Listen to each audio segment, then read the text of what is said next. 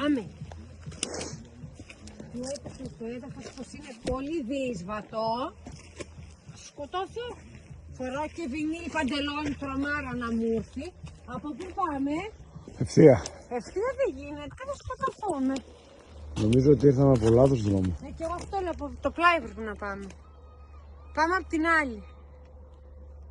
Πάμε, πάμε.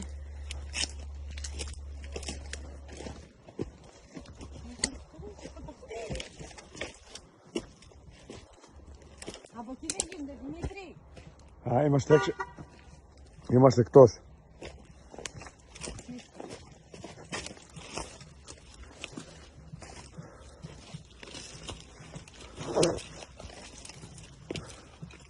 Πρέπει να πάμε από την πόρτα. Κομμουνάρια εδώ πέρα βλέπετε. Αυτό εδώ πέρα είναι κάποια σχολική μπλούζα, κάποιο ύφασμα τέλος πάντων που εμείς αγνοούμε την ύπαρξή του μέχρι τώρα.